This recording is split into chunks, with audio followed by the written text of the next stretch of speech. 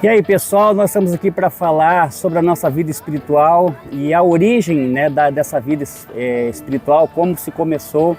Na minha geração, na geração dos meus pais, eu sou o primeiro a me converter. Mas eu soube de uma história da minha bisavó que morreu cristã, morreu crente. E a história é o seguinte, que tinha eu não sei se era um bezerro ou um porco na fazenda, e esse porco adoeceu, e os filhos, né, dessa minha bisavó, começaram a instigar ela para benzer o animal. E ela, de tanto eles insistirem, ela foi lá e disse que benzeu o animal. E aí o animal ficou bom. E as pessoas falaram, nossa, tá vendo como a senhora ainda benze? Você não benzia, eu orei. Então eu sei dessa história então talvez eu venha aí desse legado, se eu já tinha preparado aí uma bênção, né, na minha conversão. Eu me converti aos 23 anos de idade em Dourados. Casei com a Rutinha, que ela vai contar a história dela. E nós temos 3 filhos e está conosco aqui a Radassa também, que vai contar um pouquinho da história dela. Amém! Eu tive a honra de nascer no lar cristão, né? Dos meus pais orarem, o meu pai orar na barriga da minha mãe e nascer conhecendo esse Jesus e permanecer. E uma das coisas que eu acho mais linda, assim, que Deus deu de presente, que meu pai foi um homem que andou com Jesus, amou a palavra de Deus e todos os dias na minha casa ele fazia o culto doméstico conosco e orava por nós. Eu trago esse legado para a minha vida e trago isso para a minha casa, para a vida dos meus filhos. Me sinto muito abençoada por ter nascido numa família que já andava com Jesus.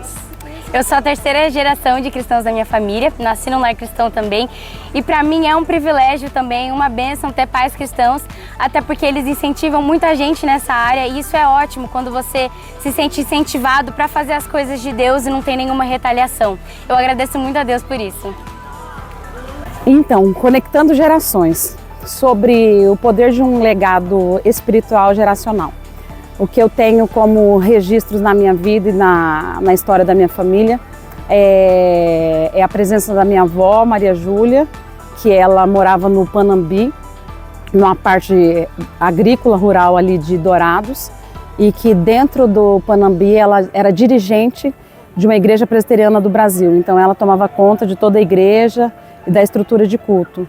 E ela conseguiu transmitir o evangelho para todos os seus filhos, os seus netos, né, e até mesmo os bisnetos.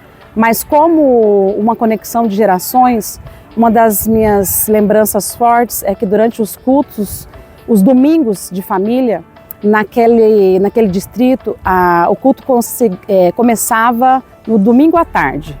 Então nós íamos para lá, a parentela toda, nós almoçávamos juntos e aí nós íamos a pé mesmo para a igreja, para que nós estivéssemos ali participando daquele culto. E a minha avó, ainda que nós fôssemos pequenos, ela colocava a gente para cantar, hora para limpar a igreja, hora para ter atividades com aquelas crianças, né, que eram menores ainda. E dentro dessa questão de conectando gerações, ela fez com que a chácara, né, o sítio deles, e junto com meu avô, fosse um lugar, um celeiro de missionários.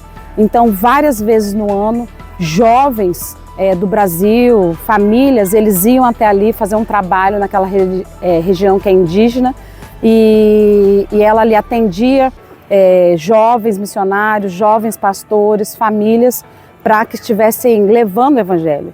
E isso trouxe como um legado sobre a nossa família, tanto homens como mulheres, pastores, pastoras, missionários. E até hoje, né, eu tenho os meus pais e a minha mãe toda segunda-feira ela participa dos Gideões internacionais junto com meu pai e eles entregam Novos Testamentos nas escolas da região de Dourados, de Fátima do Sul, Carapó, hospitais. E há poucos dias eu recebi uma foto do meu pai num círculo enorme de jovens, ali ele ministrando aqueles jovens e da minha mãe também ministrando aquelas meninas, e isso traz muito o peso de uma decisão que a minha avó teve lá atrás e alcançou o coração do meu avô e continua alcançando as nossas gerações. Então eu sou fruto de uma família que perseverou, mas de uma mulher que fez com que o evangelho continuasse.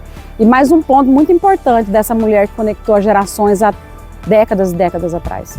Ela era participante da Igreja Batista, do Ministério de Mulheres também da Igreja Batista do Panambi e do Círculo de Oração da Assembleia de Deus.